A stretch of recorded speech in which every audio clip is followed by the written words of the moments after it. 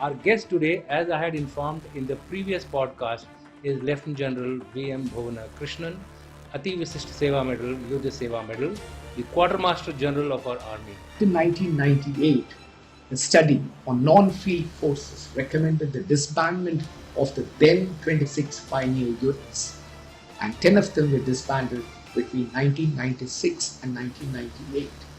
However, the Corps proved itself invaluable in its contributions during the Kargil conflict.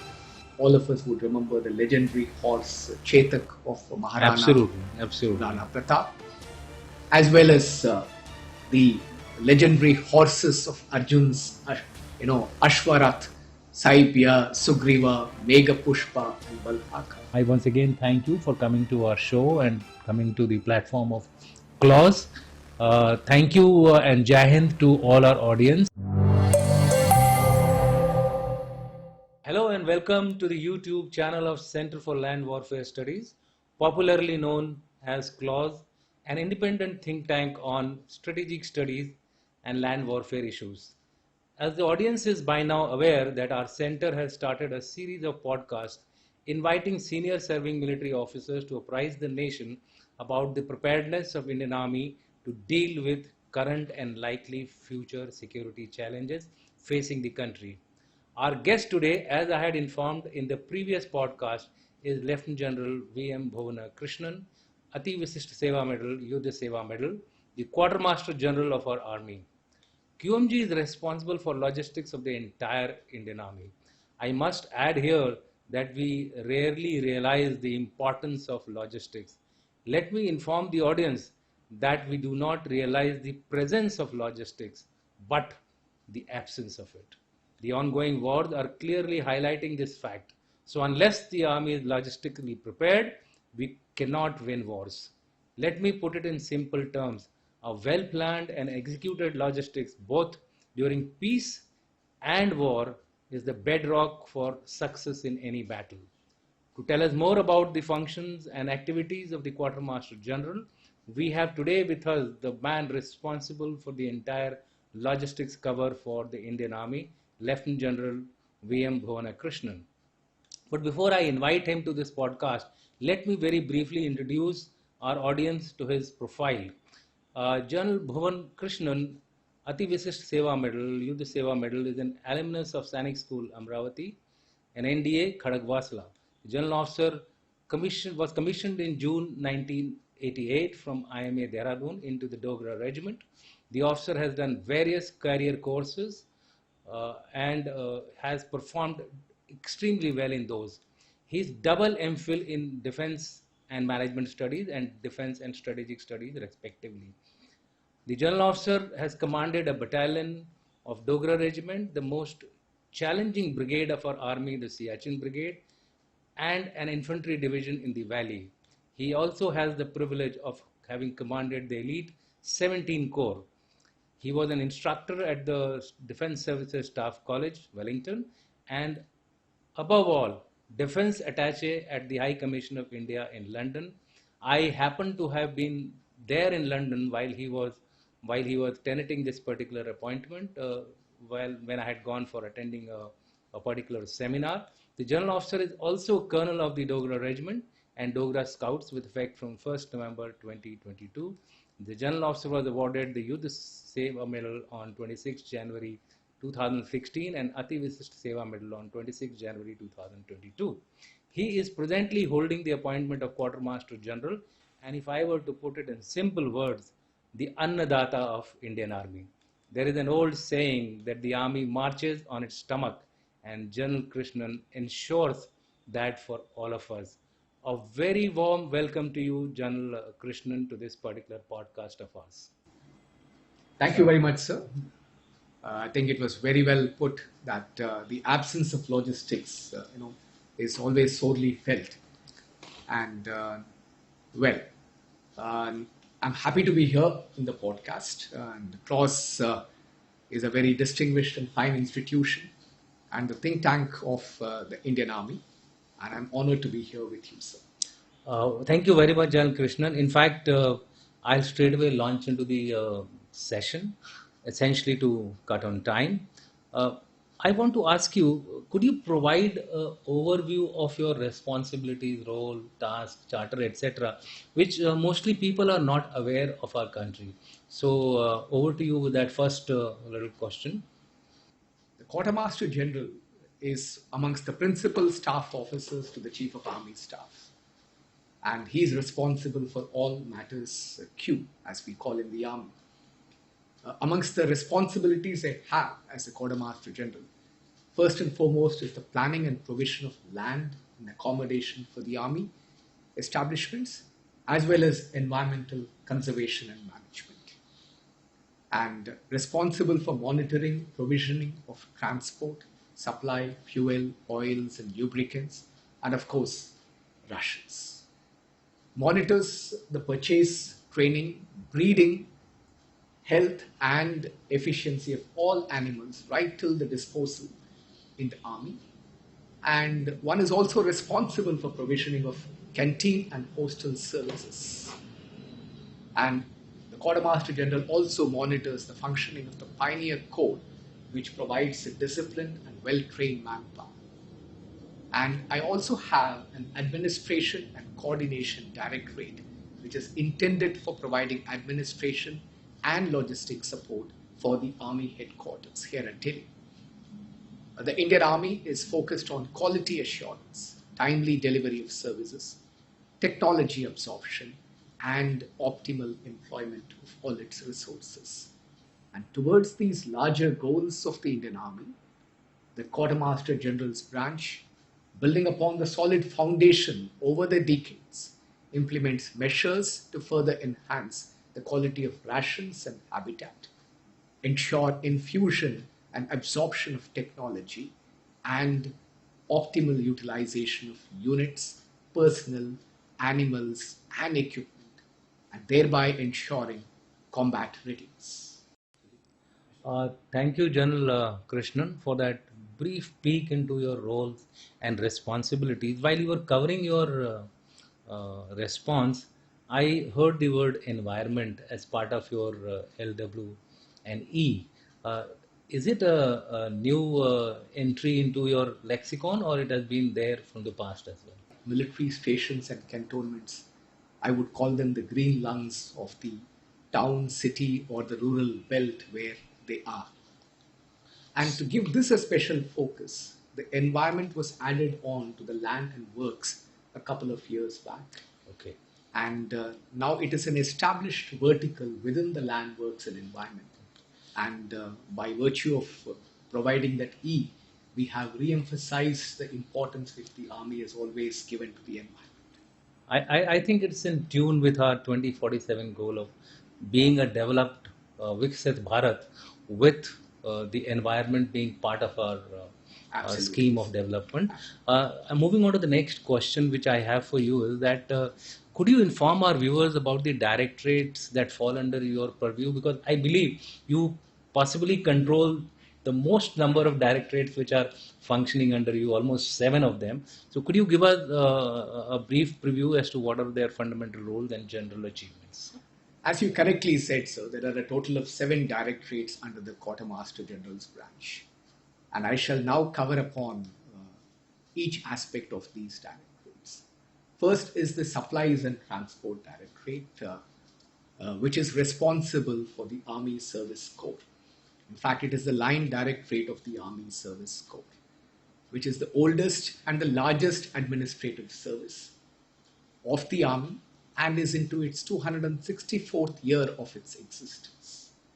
The ASC is responsible for provisioning, procurement, and budgeting of petroleum products, hygiene chemicals, dry supplies, tinned and dehydrated items of rations. In addition, it also handles the mechanical and animal transport of the Indian Army.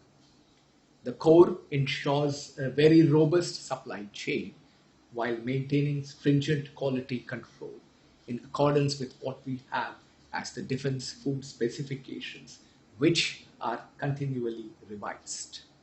The major contribution of this ASC would include vital roles during various conflicts, the Indo-Pak conflicts of 48, 65, 71, the Chinese aggression of 1962, the internal operations in Hyderabad and Goa, and also the Indian peacekeeping force operations in Sri Lanka, and the ongoing counter-terrorist operations in Jammu and Kashmir and in the rugged high-altitude areas. The Corps did a yeoman's service in the treacherous terrain in Kargil sector during the Kargil conflict of 1999.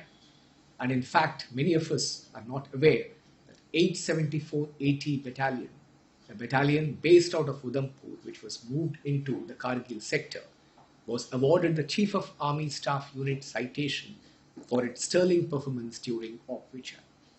In fact, the roll of honor of the Army Service Corps includes a Mahavir Chakra, 4 Kirti Chakra, 14 Veer Chakra, 23 Shaurya Chakra, and 114 Sena medals. Moving on to the Land, Works and Environmental Directorate, about which we had a small conversation. The scope of this directorate has expanded over the years, starting off as an additional directorate for land and works into now a full-fledged directorate of land, works and environment. It is responsible, as I said, for provisioning of and planning of land and accommodation for all army establishments and units. And it also focuses on matters relating to ecology and environmental conservation, and these days also into the utilization of non-conventional sources of energy. Okay. The Army Postal Service is again a directorate which has been serving the Indian Army for very long. It has completed 50 years since raising, and we have what is commonly known as the 56 APO and the 99 APO, which actually signify the one central base post office and second central base post office. It also has an Army Postal Service Center, which is the training establishment located at Kamti. The Army Postal Service ultimately emerged as an independent corps on 1st March 1972 with the emblem Rajhans, which is a flying swan approved by none other than the Honorable President of India. The corps today is a lean organization providing postal and scheduled dispatch service cover, e-commerce delivery, and services like Aadhaar, newspapers, magazines. The field post offices cater for our troops across the country and even on UN missions abroad. The Army Postal Service, I must say, is unique and one of its kind in its composition within the Indian Army. It has volunteer personnel from the Department of Posts and Indian Postal Services officers serving on deputation along with directly recruited personnel of the Army. It's in fact an example of civil-military synergy which has served our nation and the Army very well. Moving on to the Remount and Veterinary Services Directorate. It is responsible for breeding, rearing, and training of Army animals, their health management, treatment, immunization, and also the tactical employment of them for military purposes. And once the animals have grown old, then the Remount and Veterinary Corps ensures that they are treated with compassion and cared at the unique geriatric centers for our army animals. In fact, it's a full life cycle concept. The Corps plays a pivotal role in providing animal-based logistics by ensuring the health of army animals engaged in what we call the last mile connectivity. It also provides operational support to our combat teams through military working dogs, both in counter-insurgency and conventional operations.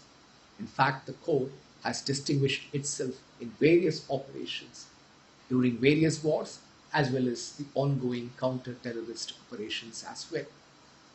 Moving on to the Pioneer Directorate, it's amongst the much lesser known directorates of the Indian Army, but has a rich history of contributions to combat logistics support.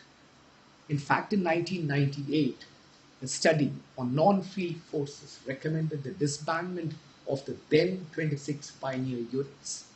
and 10 of them were disbanded between 1996 and 1998. However, the Corps proved itself invaluable in its contributions during the Kargil conflict, and in fact, 5 new pioneer units were raised in the aftermath of Vijay, both in Ops Snow Leopard as well as in the ongoing operations. We continue to use the pioneers, and they have played a significant role in ensuring the continuous flow and build-up of logistics. In fact, the Pioneer Corps role is to provide disciplined and well-trained manpower where civil labor is either not available or its employment may be precluded for security reasons. The tasks laid down for our pioneers are to provide guards and escorts for headquarters and administrative and logistic establishments, and also for loading, unloading, and carriage of stores and equipment, and also to operate with store holding installations and engineer units. Moving on to the last of my directorate, the Canteen Services Directorate, which impacts our veterans as well as serving soldiers and families. This started off as a public limited company with a working capital of 48 lakhs in 1948.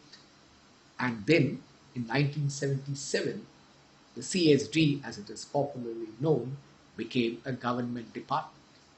The main objectives of the canteen services are, firstly, to provide consumer goods of high quality at a very competitive price, and ensure consumer satisfaction of its 45 lakh beneficiaries, which includes serving defense personnel, veterans, and families. And while doing this service, it also generates a reasonable level of profit, essentially to sustain the organization and its growth and provide additional facilities for troops and their families.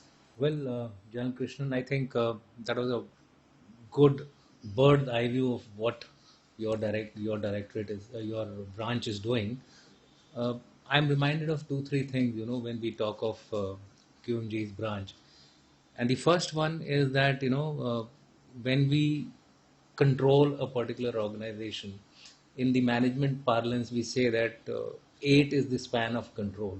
So you're just about short of that 8 figure, that you have 7 entities to control. And the second thing which I noticed, and possibly which I want the people of India to know, is that you are spanning your activity right from operations to peacetime, from operations to veterans. I think that's a huge spectrum of activities which you have to look after, and my compliments for that. Moving on to your next question, which is you mentioned about the ST Directorate or the Army Supply Corps, which is responsible for meeting the requirements of our field forces in terms of rations, fuel, and transport.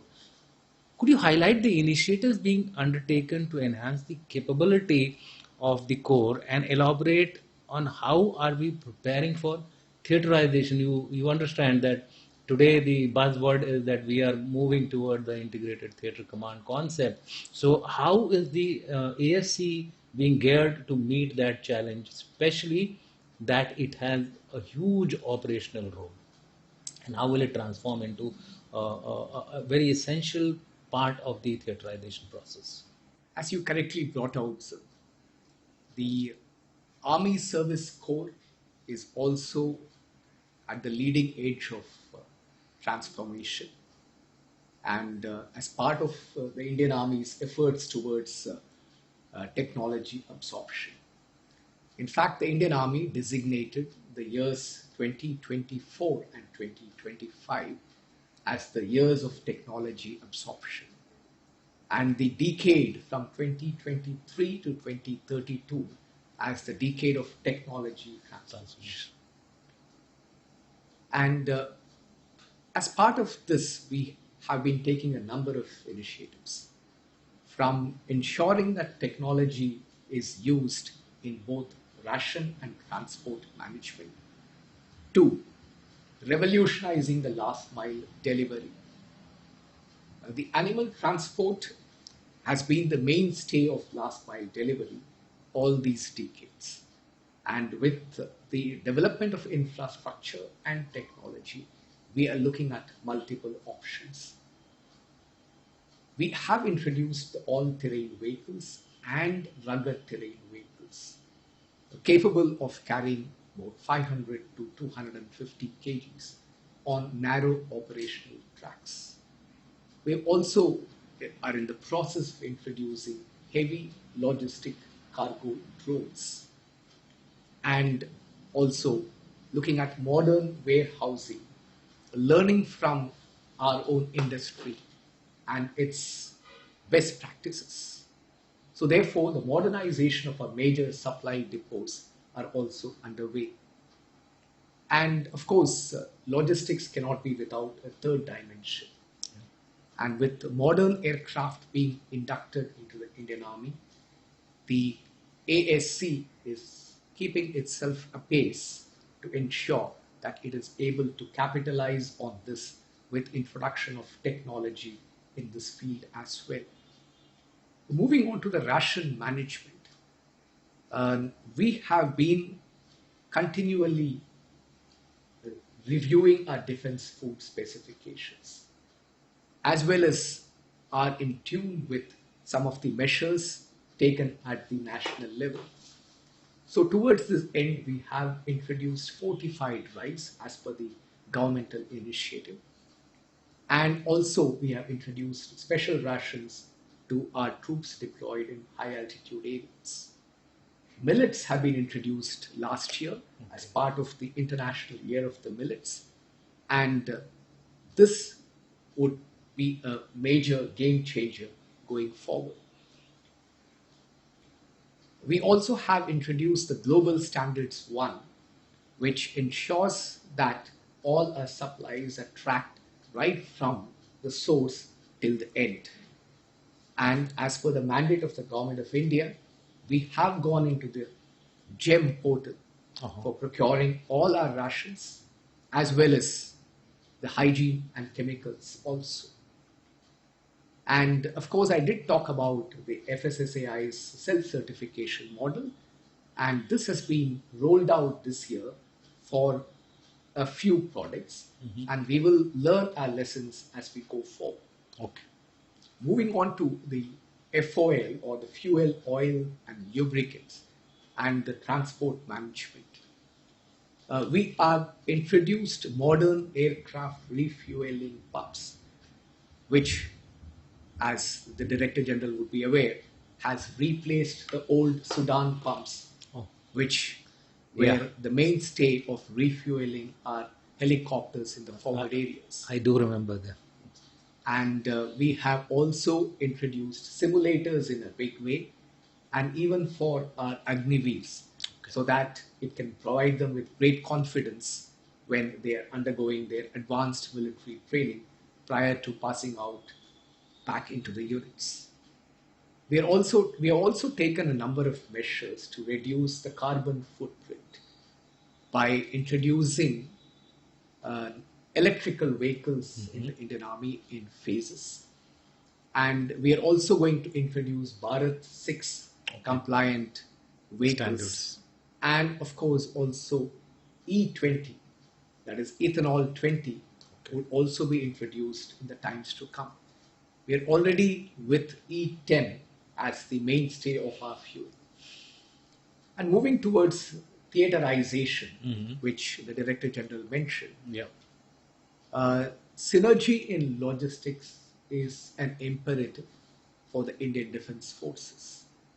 And therefore, to foster joint logistics, the Defence Forces have set up 3 joint logistic nodes, and many more are in the pipeline. And we are looking at about 51 joint logistic nodes across the country. And for this, we need sound understanding, cross-staffing, and joint training of our staff. And that is very much underway to enable further integration of our joint logistics. Well, General Krishnan, I think that gives a very good overview of the ASC a very very important service of our army.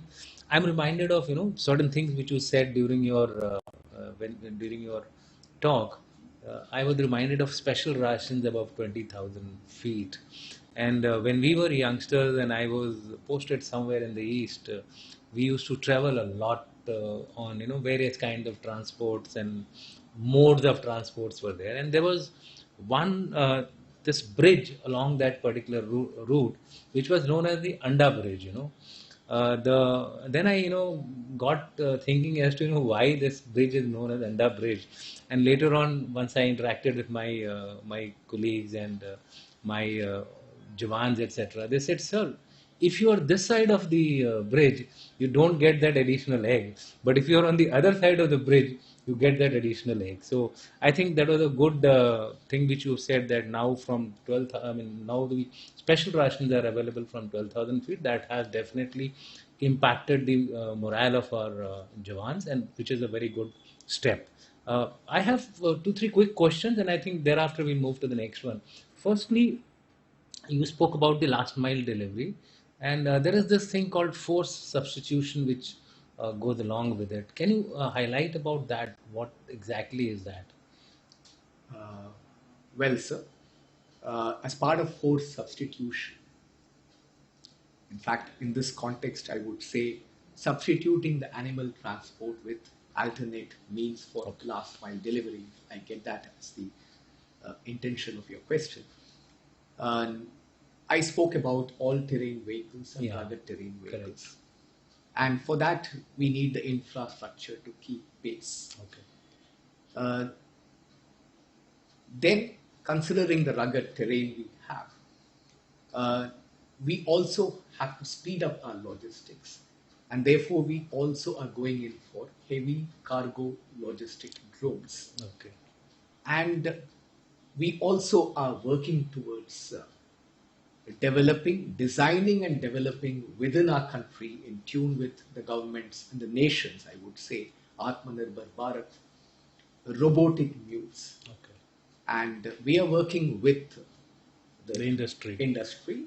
and research institutions of our country in developing robotic mules, also as part of force substitution for the animal transport. Oh, well, that was a good explanation of this term, because I keep hearing about this term in the strategic and security community. Moving on to the next question, you see, one of the major factors today in I would say environment protection, climate security, etc., has been the pollution which takes place, and the Indian Army's footprint, especially of the carbon, is very high, especially in the frontier areas, whether it is the north or the east. So, what is the Indian Army's initiative now to reduce this footprint of the carbon, so that while we need to have the infrastructure, we need to have all the stuff going up right up to the last mile, we also take measures to ensure that the carbon footprint is reduced in tune with the overall national objective. You're absolutely correct, sir.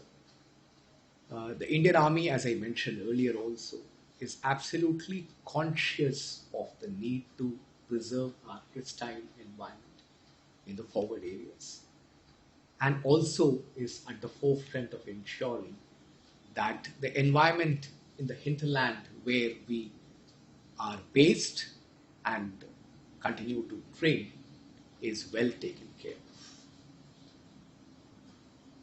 of. Towards the national effort at reducing the carbon footprint, the Army has been taking measures over the years. In fact, if the Director General would remember, we used to have coal-fired Bukharis in the earlier days. Yes. Even the wood Bukharis used to be there. And a lot of untoward incidents used to happen because of that. And then we transitioned on to kerosene Bukharis. Yeah.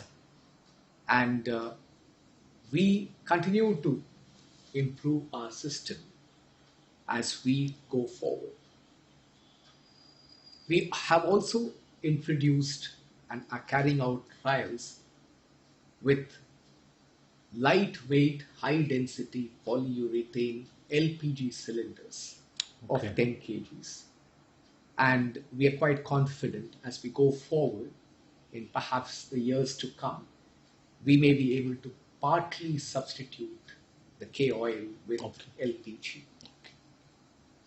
In the recent times, we have started introducing electrical vehicles into the army. We have 6 electrical vehicles flying in the army headquarters Mm-hmm. under the Administration and Coordination Directorate, which I mentioned, is Okay. responsible for providing logistic support to the army headquarters. We have plans to introduce electrical vehicles in a major way, and with the technology developing further, we're quite confident that we would transition into alternate technologies in the decades to come. Concurrently, we also have to develop the EV infrastructure, which we are working on. We're also planning to introduce hydrogen fuel cell technology. In fact, I'm quite happy to inform the audience that we have partnered with IOCL Okay. for trialing a 37-seater hydrogen fuel cell bus at Delhi. It's currently operating uh, for the commuters, the soldiers, and the officers from their place of residence to the army headquarters and back. We have also, in tune with the governmental initiative, introduced ethanol 10, and we are in the process of formulating a roadmap for introducing E20 petrol, while of course taking due cognizance of its impact on logistics, storage dynamics, as well as its ability to operate in the rough and tough terrain form. So these are some of the initiatives we are taking as far as reducing the carbon footprint with respect to our supplies and transportation. I shall cover about the other green aspects as we go forward. Thank you, Jan Krishnan, for that peek into how the army is now in tune with the overall national goal of reducing the footprint of carbon, which is a very, very important aspect of our environmental protection. Uh, Coming on to the next question, which is related to land, which is a major, major responsibility as far as the QMG is concerned, and you always come into the news as far as this particular aspect is there. Indian Army is, dealing with land. Possibly, it is the largest landholder in the country after railways. Railways has the number one spot. So from that perspective, can you enlighten our viewers how this land is being utilized and how its use is being aligned with the recent government initiatives? Allaying the misgivings which are there in the environment, which I briefly alluded to in my opening remarks as far as this question is concerned. So give out the facts, so that public is at rest as to what the army is doing and how it is going about it. Well, so as you correctly brought out, the defense is amongst the largest of the land owners or land holders, I would say. However, the land which the defense holds and the Indian Army holds is for specific military purposes. Land is required for basing our units across the country. Land is required for both individual and collective training and also for administrative infrastructure. If I can give an analogy, in the game of football, you have two teams playing with 11 players each. Means you need a football field of the size of 100 meters by 60 meters. And in that field, you have 22 players playing. Now, that essentially comes down to two sections worth of troops perhaps carrying out training. Yeah. So, when you have to carry out training as a company or a battalion or as a combined arms entity, Yeah. or perhaps as a division, you need land to be able to carry out your maneuver operations as well as defensive operations. So, therefore, you need to train on ground. And I must add here that you have long range weapons, that require more than the analogy which you actually Absolutely. painted. So you require huge tracts of land as far as realistic training is concerned. Yes, absolutely. And you need to, as you correctly said, to have realistic force on force training to Absolutely. be able to always be combat ready to defend our nation. Having said that, the land requirement for the Indian Army has been revised, and in 1991 we finally reduced our land requirement by a whopping 41.8%. That's huge. Yes, and we continue to acquire land, of course, especially in the forward areas, to build our infrastructure and also construct roads as well as railway lines. And in this, we follow the Land Acquisition, Rehabilitation, Resettlement Bill of 2030 so that the landowners are suitably compensated.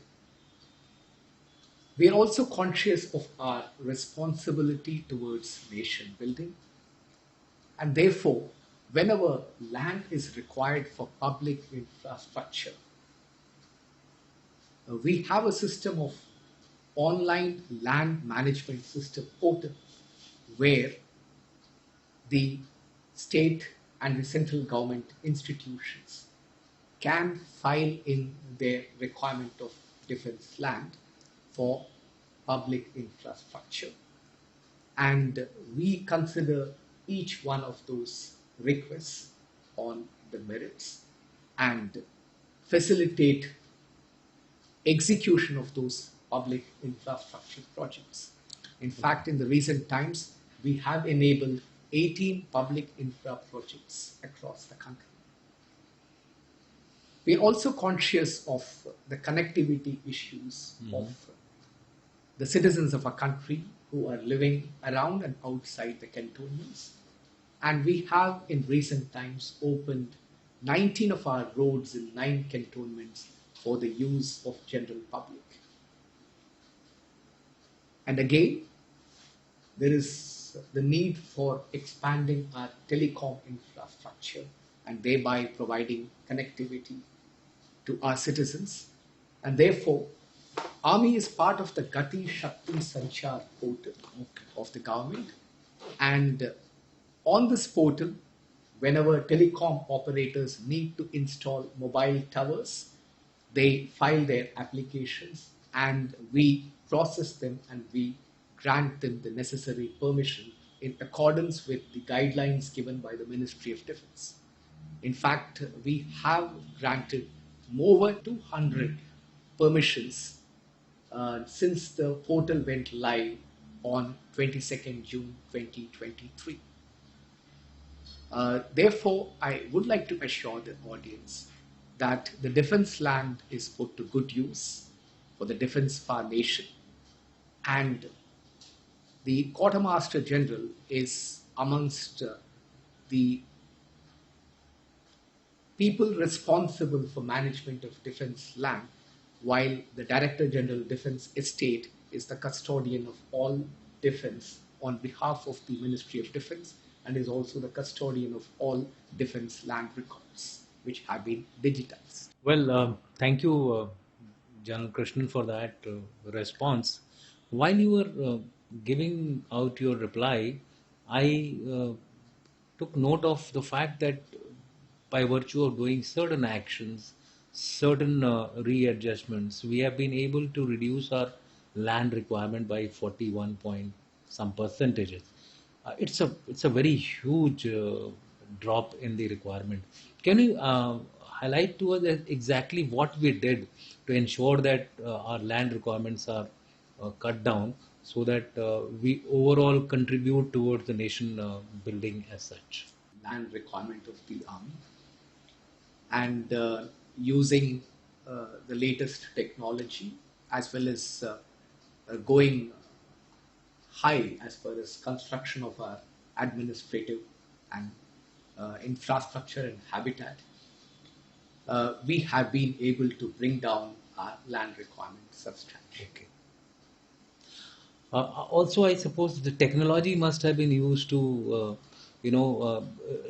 reduce the requirement of ranges, etc., so that you are able to exploit more of simulators and such like things. And also, the new technology can be used to, I suppose, reduce the range requirements, length, etc. Those also must have been there.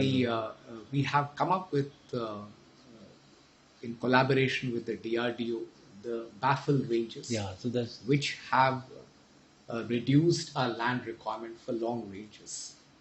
And simulators are being used.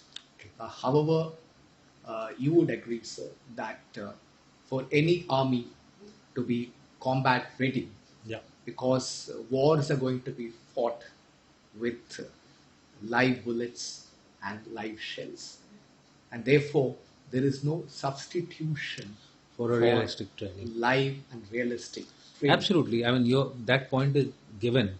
Absolutely. Without that, we will not be able to achieve what we are meant to do. Coming on to the question related to this only is about the infrastructure. QMG branch is also responsible for development and construction of infrastructure, which is progressing very rapidly. So, what are the challenges which are faced by you, or for that matter, by the Indian Army, in execution of the construction of infrastructure, and what are the mitigation measures that you are adopting? Well, as the Director General is aware, that the Indian Army is spread across the country, Yeah. from some of the roughest and toughest of terrains in high altitude jungles, in monsoon prone areas, and riverine terrain. And therefore, each of these terrain, along with their peculiar weather conditions, impose their own challenges in rapid infrastructure development. So therefore, we have to plan well ahead to be able to construct our infrastructure in time. Secondly, we are spread across multiple stations to be able to be ready to move at short notice to the borders or across the country, especially with respect to HADR operations as well. So, being spread across multiple stations and being deployed in some of the roughest of the terrains in the world, there are challenges.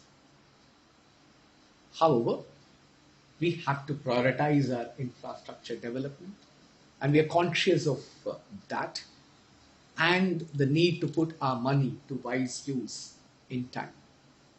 So, amongst the focus of infrastructure development of the Indian Army are to build up our roads and railway lines for strategic connectivity and operational connectivity, the ammunition infrastructure, which is very important for any war fighting. We also focused on modernizing our military hospitals, and we in fact have undertaken a roadmap for construction of 14 state-of-the-art base hospitals across the country. Okay. Training, of course, is the bedrock of any combat-ready military, and therefore training infrastructure is always a key focus, both in what we call as Category A training establishments, which comprise of training establishments for each line directorate, as well as officers' training establishments, and the Agniveer training establishments, which are our regimental centers. So, allotment is being made specifically for these training establishments as well, especially our requirement for Agniveers. and of course the married accommodation for our troops and the basing of units across our country. And while doing this, we also have taken advantage of the new technologies which are proliferating across the country, including the light gauge steel frame as well as 3D printing. The 3D printing, we have started off in a very small scale. Okay. And of course, we have revised our processes and we have gone in for EPC contracts as well to speed up the construction of infrastructure across the country. Thank you, Jan Krishnan. You mentioned something about ammunition, and you have seen in the ongoing Russia-Ukraine war, also in the other conflicts which are going around the world. In fact, just to inform you, there are about 30 conflicts which are ongoing across the globe, and that's a huge number. One thing which has come out loud and clear is about ammunition. How do you manage the ammunition? So, when we look at our own ammunition management system, uh, we are moving towards theaterization. Some integration is also taking place. There are a number of commonalities also in certain ammunition. I won't say in everything, but certain ammunition categories. So, are there any tri-service initiatives also being taken, if you are aware of it, as far as the ammunition management is concerned? If you are aware, could you throw some light on that? Uh, Very much so. As we move towards joint logistic node and theaterization, uh, we have plans to take advantage of each service ammunition infrastructure based on station stroke operational requirement, Okay. and of course on the availability of sufficient surplus storage space Okay. to ensure that each other's service ammunition is also catered for in the ammunition storage of other services. Uh, Moving on to the next question, since you had said that you're going to elaborate upon it more, when we are talking about the carbon footprint. So, could you elaborate on the Indian Army's green initiative aimed at supporting the environment as it advances towards modernization? Because that would help in reducing the carbon footprint to a great extent. Absolutely true, sir. The Indian Army, as I mentioned, is always at the forefront of green initiatives. And our military stations are the green lungs of any city, town, or even the rural belt of our country. And planting of trees has been ingrained in every soldier and officer in the Indian Army right from the time we joined our services. And going beyond this, we have a couple of other initiatives as well. Okay. I would like to touch upon the landfill Mukt Army, which we have set ourselves last year. It goes by the acronym AMSA, or Apashisht Mukt Sainya Abhiyan. And towards this end, we have created certain phases of rolling out this project. And in the phase one, we have nominated one station in each command to become landfill free. And this is also in accordance with the Government of India's Solid Waste Management Rules 2016. Okay. And we have ambitious plans to have all the 306 military stations landfill free in the next 5 years. Towards this end, we have been carrying out door to door awareness campaigns and educating everyone about the segregation of waste and its subsequent disposal as well. Our revised scales of accommodation for the defense services, which were revised in 2022, enable provisions for environmental management and works such as composters, shredders, incinerators, along with allied infrastructure. Even rainwater harvesting, arboriculture, and energy efficient devices, which could all be executed through our defense works procedure. We also have tie ups with the National Thermal Power Corporation, Okay.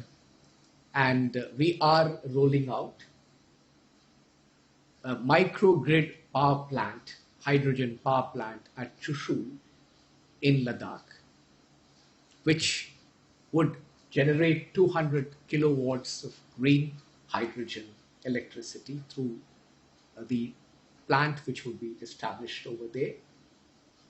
And this would entail a solar power plant for hydrolysis of water to produce hydrogen, which during the non-solar hours will provide power through fuel cells. We're also into solarization in a fairly big way. We have completed 68 projects with a cumulative capacity of 84 megawatts, including at the Siachen base camp. We also have signed an MOU with NTPC for direct purchase of 25 megawatts of solar power for our Delhi cantonment. And we are also exploring, in conjunction with NTPC, for establishing solar plants in certain large defense land tracts. Moving on to the afforestation drive, over the past 2 years, more than 1.4 million trees have been planted across military stations using traditional methods and scientific techniques. And this year, in tune with our Honorable Prime Minister's initiative on the World Environmental Day, we have rolled out the campaign of Ek Ped Maa Ka Naam, and this has gained huge traction across the Indian Army. And as per the latest numbers we have planted 44.85 lakh trees across the country. Okay. Also, the World Environmental Day had set out a global theme for land restoration, desertification, and drought resilience under the slogan, Our Land, Our Future, We Are the Generation Restoration. Towards the aim of spreading the awareness of green initiatives across the Indian Army, we also have rolled out competitions for the best clean and green station every year with effect 2021. And this focuses on decarbonization efforts and afforestation. And also, as part of the governmental initiative, we have the Griha norms, and each building which is constructed, which is over 20 crore, is mandated by the Defence Works procedure to obtain a 3-star Griha rating. And in fact, sir, the new Talsana Bhavan, which is under construction in Delhi cantonment, would be a 4-star Griha compliant building. Thank you, Janal Krishnan, for that overview of the initiatives which the Army is taking. In fact, I am reminded of a study which I had carried out in War College, and it was related to exploiting the rooftops of the Indian Army. It was a major study, and this was done on our own initiative. We just wanted to calculate the kind of potential which we have, and you will be amazed that if we are able to somehow exploit that potential, it will be land into two. So whatever potential we have on our land, just double it up. That is the kind of potential which we will have, both in terms of solar and as well as terrace gardening, etc. There are so many areas where we can contribute both organizationally and individually Moving on to the next question, which is now we are getting into the more interesting part and the more lighter part of your work, and which is about the animals. Can you highlight what are the different kinds of animal which the Indian Army employs, and how do you exploit them during their prime age or during their operational abilities, and thereafter how do you dispose them of as they lose out on their on their productivity? Before I take on the question of animals, touching upon what the Director General mentioned about rooftop solar potential. Yeah. So, in tune with the nation's initiatives on rooftop solarization, the Army, under the E&C branch, is looking at Yes. going rooftop in a fairly big way, taking advantage, as you said, that it can actually free up the land for Correct. more productive use. Correct. At the same time taking advantage of the rooftop for producing more renewable energy. Yeah. So moving on to the animals, Yeah. Animals have always been part and parcel of mankind, and uh, and therefore it was a very natural progression for what I would say the human-animal bonding or teaming. These days, man-machine teaming is the buzzword, but I would say much before that, from times immemorial, the human-machine bonding for civilizational purposes as well as war fighting has always been there. And I think all of us would remember the legendary horse Chetak of Maharana Absolutely. Rana Pratap, as well as the legendary horses of Arjun's, Ashwarath, Saibya, Sugriva, Meghapushpa, and Balhaka. Animals have always been used in the military for their unique capabilities. Today, we are talking about animal transport. But then, essentially, right from the Mahabharata times, the horse driven chariots as well as the cavalry were at the forefront of war fighting. And of course, as we move further forward in times, the dogs, which is considered the human's best friend because of their unique capabilities, have always been a force multiplier with their extraordinary sense of smell as well as hearing and also watching. Of course, the mules uh, have been I would say, the mainstay of our last mile connectivity over the century and perhaps even more.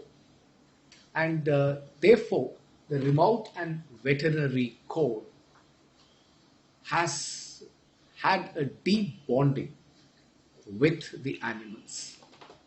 And uh, the Remount and Veterinary Corps' motto, in fact, is Pashu Seva Asmakam Dharma, which translates into service to animals is our duty. Yeah. In fact, I would say both the ASC and the RVC, through their animal handlers and dog handlers, have a great sacred bond, as I would say, a heartwarming sacred bond, which is reflected in their day-to-day, humans and animal relationship. Moving on to the different kinds of animals, we already touched upon mules and dogs and horses, of course. The horses are currently used in training academies like the National Defense Academy, in fact, the Indian Military Academy, the Officers Training Academy, the Defense Services Staff College, and of course also in the National Cadet Corps units across the country to impart equitation training to our future leaders of the armed forces. In fact, equitation training has immense potential for developing leaders. In addition, the horses are also bred by the Remount and Veterinary Corps for use by the presidential bodyguards in their ceremonial events. We also have sporting horses which have brought laurels in various equestrian events at the national and international level. Moving on to the dogs, we have different types of dogs, various breeds employed in the Indian Army. We have the German Shepherds, the Belgian Malinois, and the Labrador Retrievers. We also have introduced indigenous breeds like the Mudol Hounds, the Chipipare, the Rajapalayam, the Kombai, and recently the Rampur Hounds as well. These dogs are trained for a variety of roles, from assault dog to guard dogs, to tracker dogs, infantry patrol dogs, explosive and mine detection dogs, narcotic detections, avalanche rescue dogs, and search and rescue dogs. In fact, the performance of the army dogs, or the military working dogs as they are scientifically called, and their handlers has been brilliant. And been there have been umpteen instances where the dog's powerful sense of hearing, smell, and seeing have enabled us to detect explosives, bombs, mines, thereby saving precious lives not only of military personnel but civilians as well. And they have been also successful in enabling us to track fleeing militants and neutralizing them. And towards this great contribution of the military working dogs, they have been bestowed with a number of awards by a grateful nation.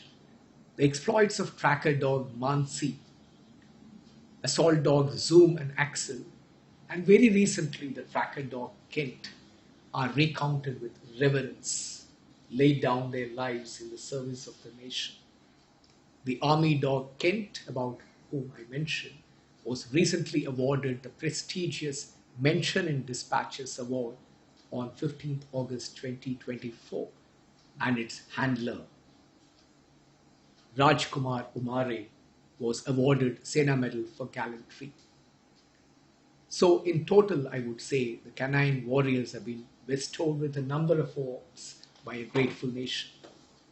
Our search and rescue dogs have been pressed into service not only in the recent Wayanad landslides, but also in many search and rescue operations across the country, notably in Uttarakhand and Himachal Pradesh in recent times, and even in Sikkim. Moving on to the training of army animals and the troops of Remount and Veterinary Corps, we have the Remount and Veterinary Corps Training Center and College at Meerut. And this is the alma mater of all RVC personnel, and it imparts training to officers and men of the RVC as well as other arms and services, and including paramilitary forces and friendly foreign countries. Okay. The center also has a state-of-the-art dog training facility where various specialities of army dogs are bred, reared, and trained into potent forces. It also has an equine disease-free zone, which is undergoing certification. And once it gets a certification, it would be a force multiplier in our equestrian events abroad. The RVC also has two important establishments called the Equine Breeding Studs. They're located at Babugarh in Uttar Pradesh and Hisar in Haryana, where equines are bred and trained before they are supplied to the rest of the army. We have for that training two remount training schools and depots at Saranpur in Uttar Pradesh and Hempur in Uttarakhand. And one of the important questions which keep coming to us, not only from within the army, but also from the civil fraternities, what do we do with the animals post their retirement from service? All the animals, if the Director General would recall, just a few moments back, I talked about the sacred bonding Yes. between the handler and animal handlers and the animals. So all the animals which have served the nation and completed their service are transferred back to geriatric care centers and lead a life in the company of other such animals. And they are accorded the best possible care and support. One more institution I would like to highlight to the audience is the Central Military Veterinary Laboratory, which is co-located with the RBC Center at Meerut. It is a less known institution, even amongst the military fraternity. It is an NABL accredited premier veterinary laboratory of the Indian Army. It provides investigational, diagnostic, referential, and research services relating to diseases of Army animals. The lab has a unique distinction of being a national referral laboratory for a number of animal and zoonotic diseases. In fact, it played a very premium role during the COVID-19 crisis. Well, General Krishnan, I think whenever we talk about animals, one does tend to get emotional because we are both from the infantry, and we have had so many opportunities where these dogs have proved to be our saviors. At times, they have given us leads which lead to a very successful operation. I was also in the NSG, and I found that they were really a very great asset. In fact, I'm reminded of a incident or a story which one of the engineers boys said. He was responsible for demining. So they carry out demining with the technical equipment, and then that is followed by the dogs and their handlers to actually smell the mines out or smell the explosive out. So I asked him, I asked that engineer's boy, I said, whom do you trust more? Your technical equipment which you are trying to locate the mines, or you trust the dogs? He said, sir, I trust the dog 98.88%. And I think that tells the story in a very, very, very short and a brief manner as to what kind of a role the dogs, or for that matter, any animals play as far as the army is concerned. Moving on to a next quick short question, and which is, how does the RBC contribute towards Atmanirbhar Bharat? I think there is something which you would like to highlight on this particular issue. Indeed, the RVC contributes towards Atmanirbhar Bharat in its own way. And to give you a few examples, right from June 2008, the RVC has been at the forefront of breeding Zanskar ponies, which are native to Ladakh. And this project has been successful. Mm-hmm. And in recent times, they have been ferrying supplies deep into the Siachen Glacier. Mm-hmm. And similarly, the Bactrian camels, or the double-humped camels, which are also native to the Ladakh region, Okay. are being used for logistics as well as patrolling in the Ladakh sector. And in the field of canines, I did touch upon the use of indigenous breeds. Mm-hmm. And the Remountain Veterinary Corps has taken the initiative in the last few years to introduce Mudol hounds, Chippiparai, Rajapalayam, and Kombai. Well, Jan Krishnan, I think, uh, although short, but I think their contribution does make a difference. I'm again reminded of two things as far as this particular animal issue is concerned. I am a animal lover, so that's why I'm trying to ask a little more questions. Dogs, especially, and even the horses, for that matter. The common public loves them, and especially dogs who are trained, well trained, or the horses which are well groomed and well bred. So, is there a provision that once the horses and the dogs have outlived their prime age and the prime productive period, as I said, Is there a provision by which common public can take them on, take them as their pet? What do we do with the dogs Mm-hmm. after their useful service? Of course, I did mention about taking them to the geriatric care centers. Besides that, we also have a provision for dog lovers to adopt the military dogs, and giving an undertaking that the dogs would be taken care of with love and affection and good health as well.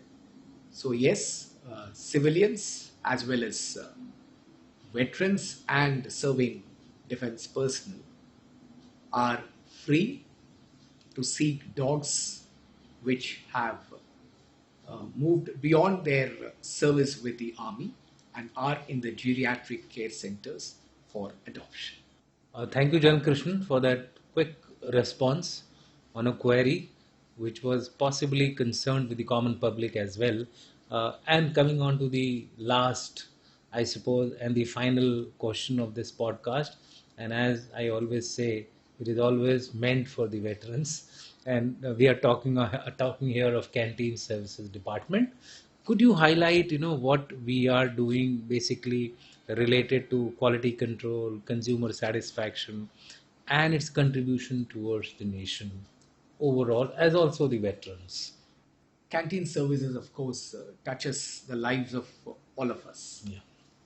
and therefore we do take care of the quality of all goods introduced through the canteen stores department, and we have stringent quality control at different stages.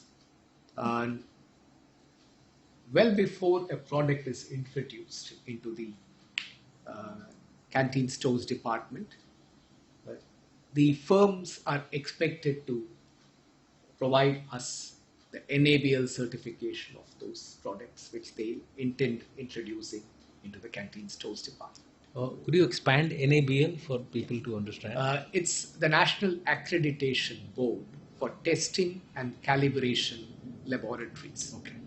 And in short, it is called NABL. And besides this, after the product has been introduced, we have periodic or random tests. And this is for all goods, food, liquor, as well as the common items like suitcases, mats, and hygiene chemicals. So the whole range of products which Okay. are sold through the canteen stores department have to undergo periodic quality control tests. Okay. We also do on occasional, at occasional times, complaints are also received, and we carry out the testing of those products. Mhm. And if found unfit, appropriate actions are taken against the defaulting firms. So for us, consumer satisfaction, the quality of our products, and the affordable cost at which they are introduced into the canteen stores department are absolutely important. Okay. This automatically ensures greater consumer satisfaction. Consumer satisfaction is also a function of our processes, and therefore we try and continue to refine our processes, including our online portal for firm demand items. And we are conscious of some of the glitches in the system currently, and we are working hard to overcome those glitches and refine the whole process. We have a robust feedback mechanism, both at the unit levels of the canteen as well as at the head office. And we take our feedback very seriously and try and improve our processes.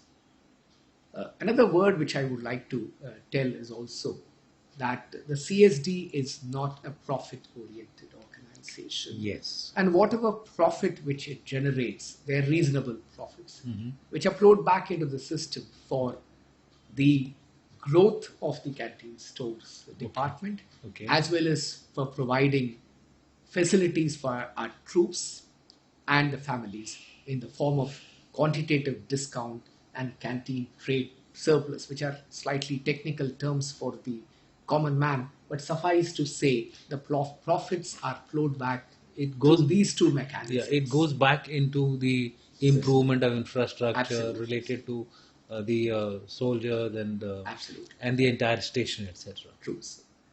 And we have a fairly wide network of canteens services. We have 34 area depots and about 3,600 unit run canteens with almost about 45 lakh beneficiaries, That's a including lot. serving soldiers, their families, veterans, widows, and the next of kins.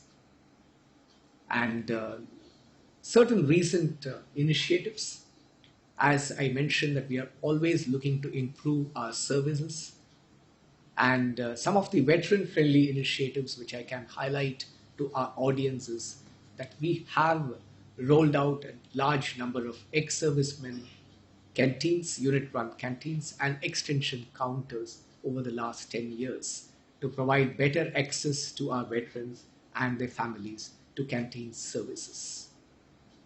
We also have, considering that the veterans may have to travel long distance perhaps, especially when the canteen is at a distance.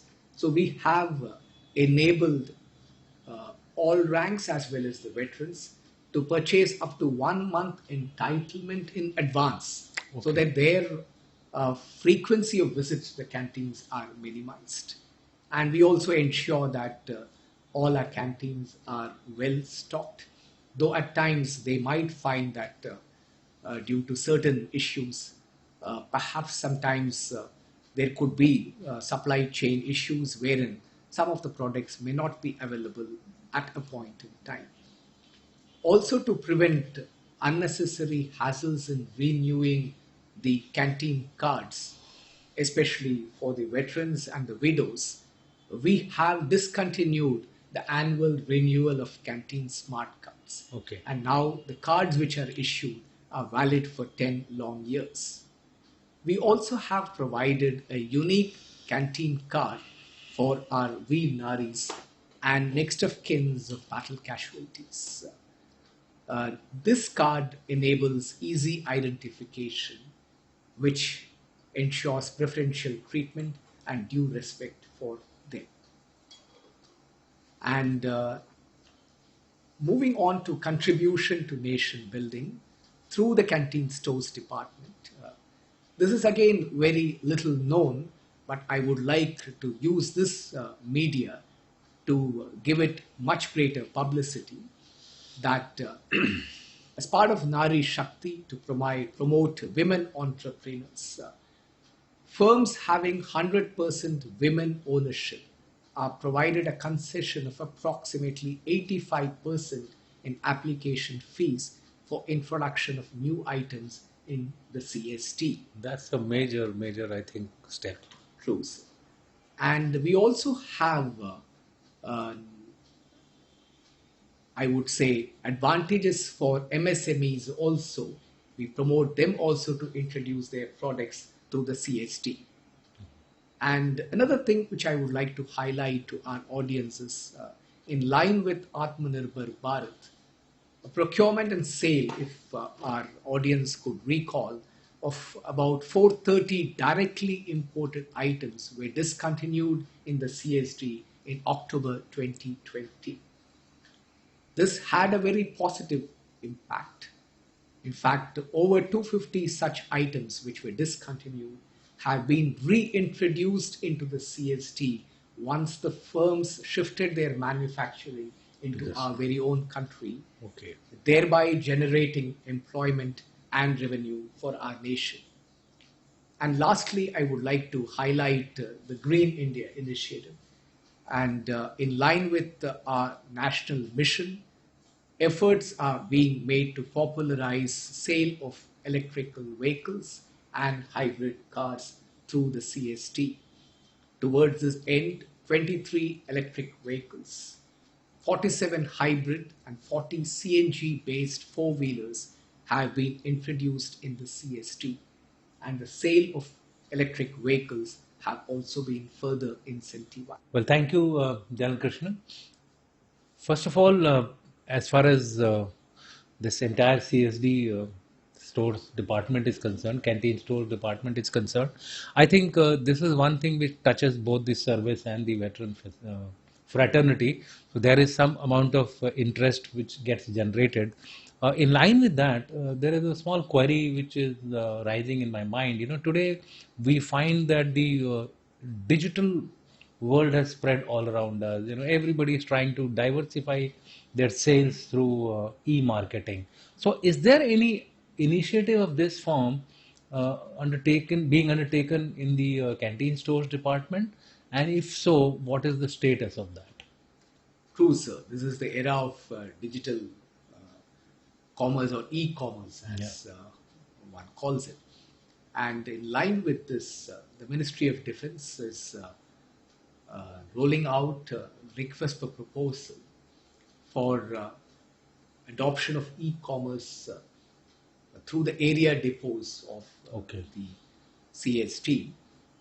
It is at the initial stages, and I'm quite hopeful and confident that we would be able to roll it out at some point in time going forward. And this would essentially be for grocery items, and would enable our veterans as well as serving personnel to be able to order grocery stores online. I think in some form it will also contribute to the nation building, because then you'll require the delivery mechanism, and in the delivery mechanism automatically civilians will have to get involved in it. So therefore it will overall contribute in some form to the growth of the country. Well, thank you, Jalan Krishnan. I think that was a very, very wonderful, good long session, and covering 7 directorates. It's a major achievement, if I were to just put it in simple words, to cover such a large canvas in such a small time. With that, I once again thank you for coming to our show and coming to the platform of Clause. Thank you and Jai Hind to all our audience, with the promise that this is not the end of our series of calling senior military officers. Keep a watch at this Space of Class YouTube channel.